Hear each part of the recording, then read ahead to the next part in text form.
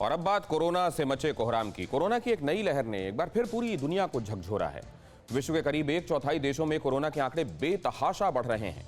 Omicron को लेकर हर रोज नई भविष्यवाणी हो रही है और भारत को लेकर फरवरी महीने में कोरोना सुनामी की बात हो रही है। आशंका जताई जा रही है कि फरवरी में रोजाना 5 लाख केस आ सकते हैं। अस्पतालों के आईसीयू एक बार फिर पूरी तरह भर सकते हैं। मतलब ओमिक्रॉन को हल्के में लेना भारी पड़ सकता है।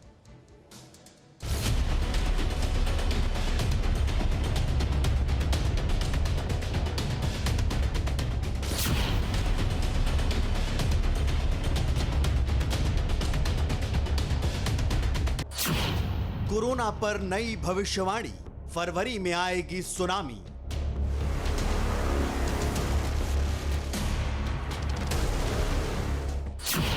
छियालीस देशों में रिकॉर्ड तोड़ कोरोना, भारत में बढ़ा खतरा।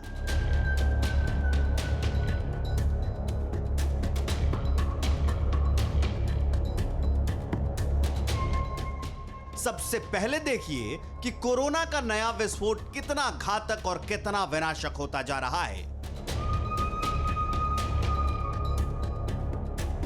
तस्वीरें बता रही हैं कि कोरोना की नई लहर ने सुपर पावर अमेरिका को भी घुटने पर ला दिया है। कोरोना के बेतहाशा संक्रमण के कारण अस्पतालों में मरीजों को बेड्स नहीं मिल पा रहे हैं। एक बार फिर हेल्थ सर्विस सरेंडर मोड में है।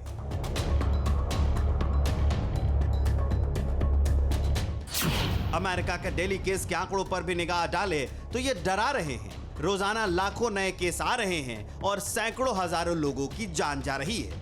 यूरोप में भी ओमिक्रॉन विस्फोट के कारण हालात भयावह हैं। ब्रिटेन में बेकाबू कोरोना अब तक 1.5 लाख से ज्यादा लोगों की जान ले चुका है और अभी भी रोजाना करीब 1.5 लाख नए केस आ रहे हैं। ओमिक्रॉन के तेज संक्रमण के चलते अस्पतालों की हालत खराब हो रही है, जिससे निपटने के लिए लंदन के अस्पतालों में सैनिकों की तैनाती की जा रही है।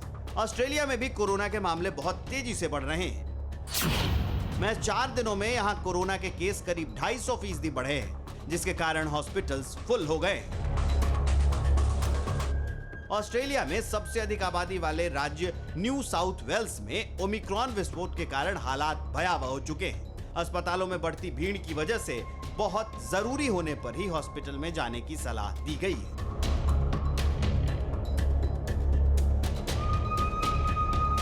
भारत में भी कोरोना की तीसरी लहर कहर बरपा रही है। डेली केस करीब 1,60,000 तक पहुंच गए हैं। महज 8 दिनों में यहां 6,66,000 पॉजिटिव केस मिले हैं। इन हालात में ये सवाल उठने लगे हैं, क्या फरवरी में कोरोना सुनामी की भविष्यवाणी सच होने वाली है? क्या भारत में डेली केस 5 लाख से ज्यादा आएंगे? क्या भारत में आईसीयू और कोविड बेड्स के लिए फिर मारामारी मचेगी? दरअसल भारत को लेकर ऐसी संभावना अमेरिका के एक हेल्थ एक्सपर्ट ने जताई है। यूनिवर्सिटी ऑफ वॉशिंगटन में institute for health matrix and evolution के निदेशक डॉक्टर क्रिस्टोफर मुर्रे ने कहा है कि भारत में कोरोना संक्रमण के मामलों में रिकॉर्ड तेजी आएगी, लेकिन बीमारी की गंभीरता के लिहाज से यह ज्यादा प्रभावी नहीं होगी। हमारे पास इससे संबंधित एक मॉडल है जिसे हम बाद में जारी करेंगे। इस मॉडल के अनुसार भारत में कोरोना महामारी की तीसरी लहर के पीक के दौरान कोविड-19 संक्रमण के मामलों की संख्या रोजाना करीब 5 लाख होगी। यानी ओमिक्रॉन वेरिएंट पर विश्व स्वास्थ्य संगठन के प्रमुख की चेतावनी सच साबित होती दिख रही है। Omicron does appear to be less severe compared to Delta, especially in those vaccinated. It does not mean it should be categorized as mild. Just like previous variants, Omicron is hospitalizing people and it's killing people. British अखबार telegraph के आंकड़े पर आधारित report के मुताबिक दुनिया के 191 देशों में से 46 देशों में कोरोना संक्रमण पीक पर पहुंच चुका है। पिछले सप्ताह वैश्विक संक्रमण की दर 70% से ज्यादा बढ़ गई। दुनिया के 82 देशों में मौत का आंकड़ा भी बढ़ना शुरू हो गया है। 39 जगहों पर मौत का आंकड़ा पिछली लहर की तुलना में कम से कम 50% बढ़ गया है। इसमें साइप्रस और ऑस्ट्रेलिया शामिल है। साइप्रस में तो कोरोना का नया वेरिएंट मिला है जो ओमिक्रॉन और डेल्टा से मिलकर बना है। साइप्रस यूनिवर्सिटी के बायोलॉजी के प्रोफेसर लियोन्डियोस कॉस्ट्रिक्स ने इसे डेल्टा क्रॉन नाम दिया है, क्योंकि इसके ओमिक्रॉन जैसे आनुवांशिक लक्षण हैं और डेल्टा जैसे जीनोम है।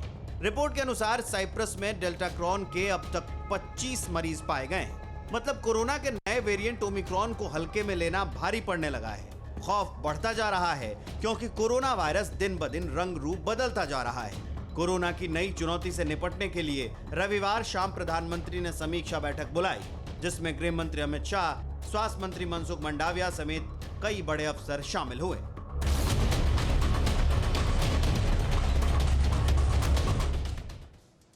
परवाह देश की, सोमवार से शुक्रवार रात 10 बजे TV9 भारतवर्ष पर।